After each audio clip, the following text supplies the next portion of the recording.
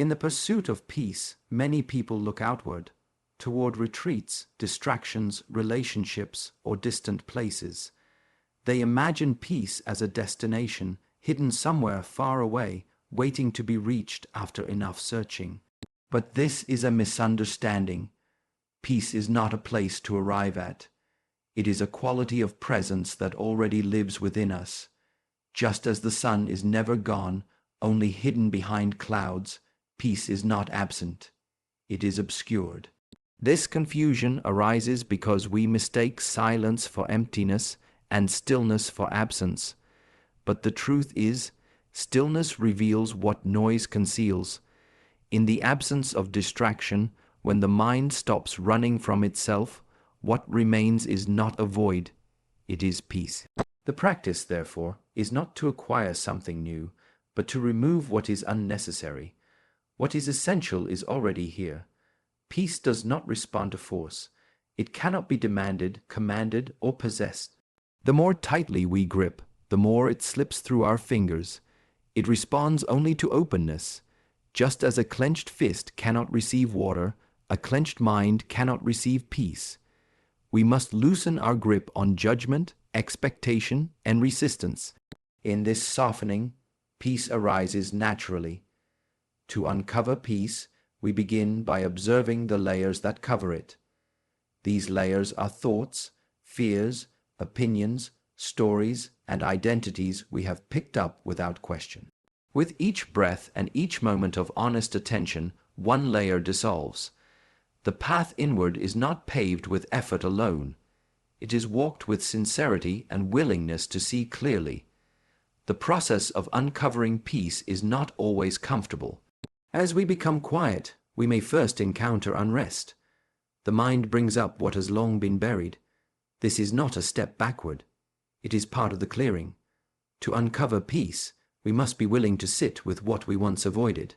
Like mud stirred in clear water, discomfort rises before the water becomes still again. Peace is uncovered through presence, when we fully arrive in the now, not grasping at the future, not replaying the past. The mind becomes spacious. In that space, peace is not something added, it is something revealed. Presence does not mean perfection. It means we are not lost in thought, but awake in what is real. In nature, no tree tries to be peaceful. It simply grows, rooted and unmoving, bending with the wind, standing in both storm and sunshine. Its peace comes from being what it is, without resistance. In the same way, we return to peace when we stop trying to become something else. When we allow ourselves to be as we are, without the noise of striving, we rest in a deeper rhythm. Uncovering peace is the art of subtraction. We let go of what is false, what is borrowed, what is driven by fear. And in the quiet that remains, we rediscover what has never left us. Faith is often mistaken for certainty or guarantee, but true faith transcends these. It is not a promise that everything will unfold as we wish or that life will be without challenge. Instead, faith is a deep trust in the process of life itself, without placing conditions or demands on how that trust must be fulfilled. It is a surrender that does not expect but simply allows. When we demand outcomes from faith, we tie it to our desires, fears, and attachments. This limits faith, making it conditional and fragile. Conditional faith becomes a bargaining chip, only if certain things happen. Real faith is free of conditions. It flows without hesitation, like water flowing downhill, meeting every obstacle with ease rather than resistance. Trust without demands requires us to let go of control. Our minds crave control because it feels safe, but control is an illusion. Holding tightly to expectations creates tension and disappointment. In releasing these expectations, faith becomes a spacious quality of the heart, open, patient, and resilient. It does not shrink in the face of uncertainty, but embraces it fully. This kind of faith is like a seed planted deep underground.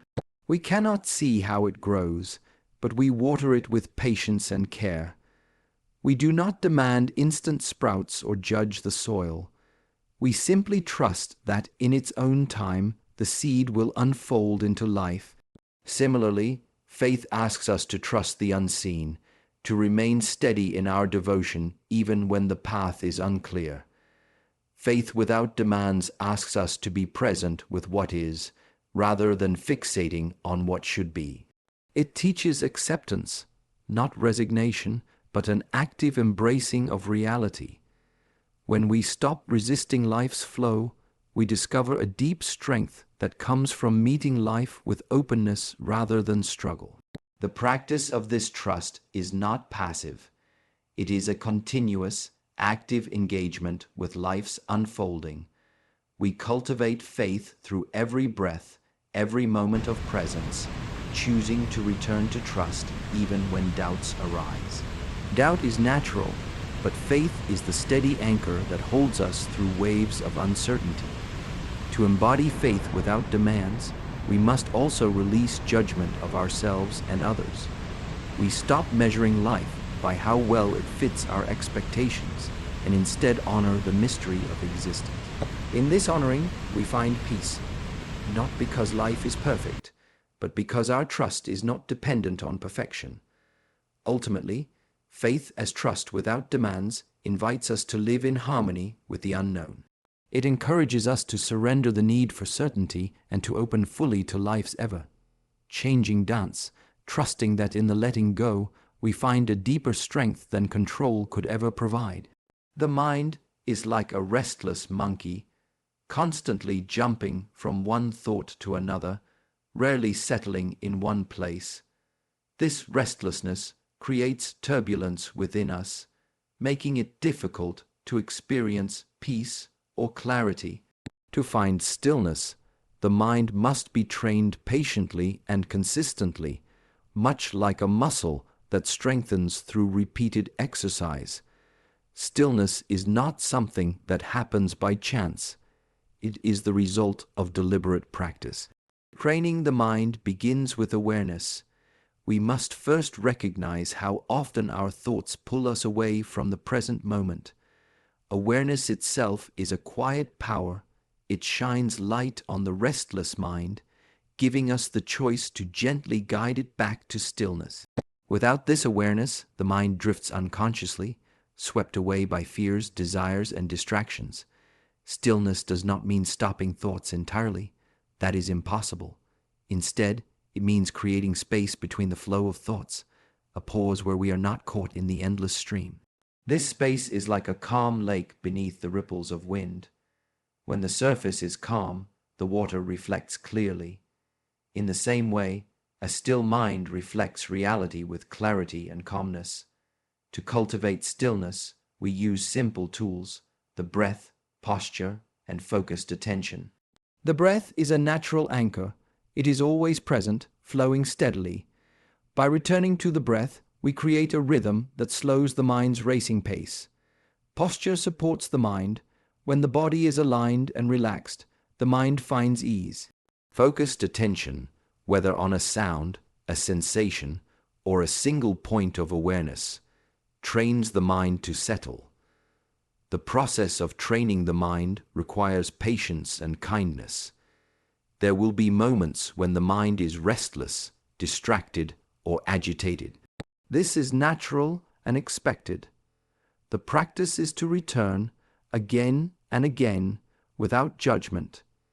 Each return strengthens the mind's ability to be still. Like waves repeatedly washing onto the shore, each effort shapes the landscape of the mind. Stillness opens a doorway to deeper understanding. When the mind is quiet, we begin to see the nature of our thoughts and emotions more clearly. We realize that thoughts are transient, like clouds passing in the sky. This insight weakens their hold over us, allowing peace to arise naturally in the gaps between. A trained, still mind is also a source of strength in difficult moments. When challenges arise, A restless mind reacts impulsively, creating more disturbance. But a still mind responds with calmness and clarity, able to meet difficulties with wisdom rather than fear. This is the power of training, not to avoid life's storms, but to face them with an unshaken center. Through the discipline of stillness, the mind becomes a clear mirror, reflecting life as it is rather than as we fear or hope it to be. In this clarity, we find freedom from the chains of distraction and confusion. The stillness of the mind is the foundation from which peace and understanding naturally grow. Faith is often imagined as a call to action. Leap forward driven by belief and courage. Indeed, taking purposeful steps toward a goal can be an expression of faith.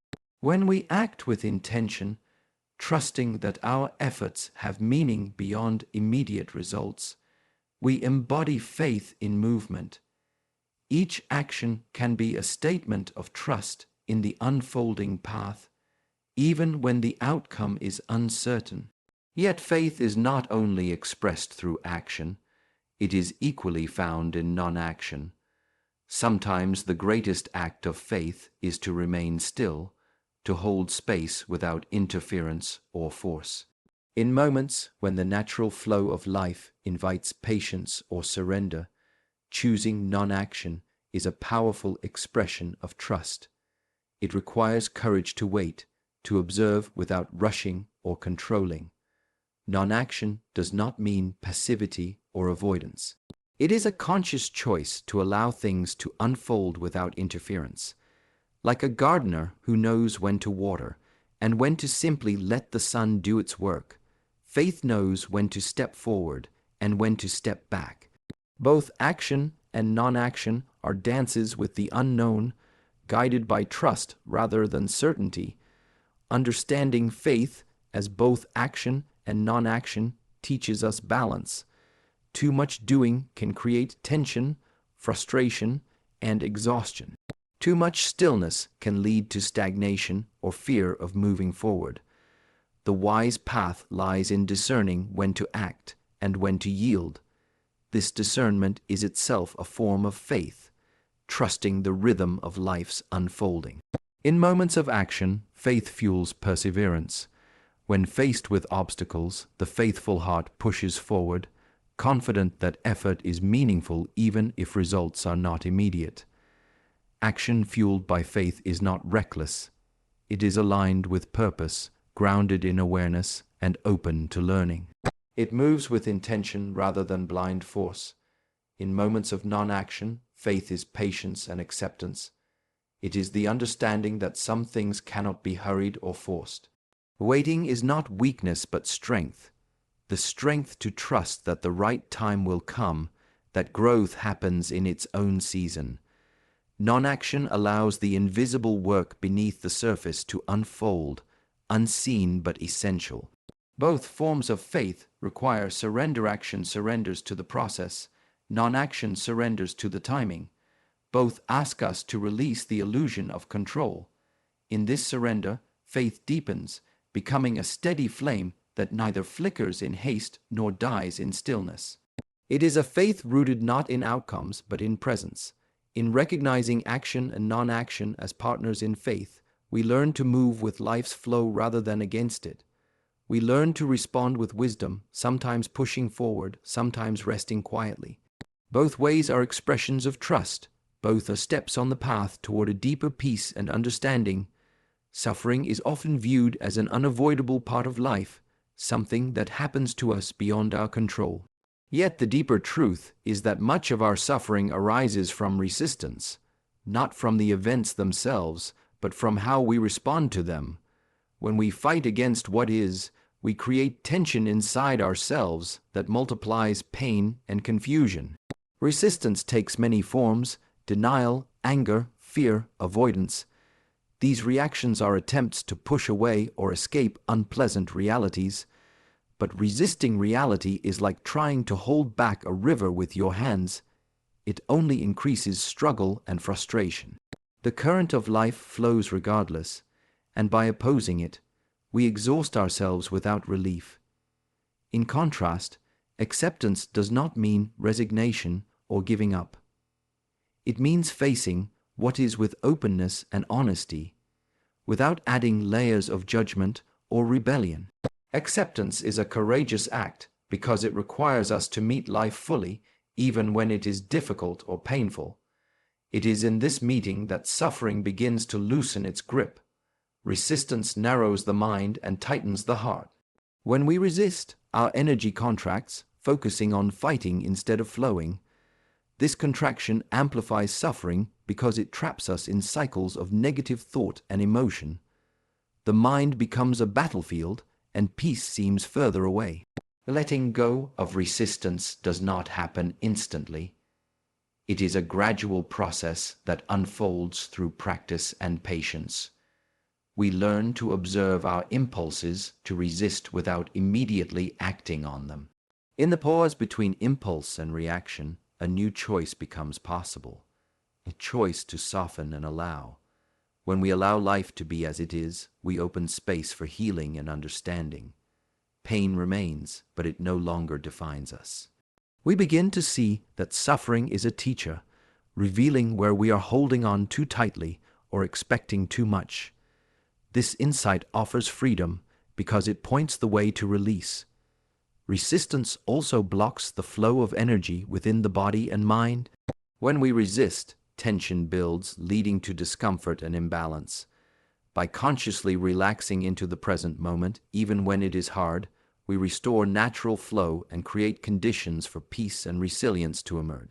The root of suffering lies not in external conditions, but in our inner struggle. When we stop resisting and start accepting, we transform suffering into a doorway, one that leads to greater wisdom, compassion, and peace. This transformation requires courage and humility, but it is always available to those who seek it.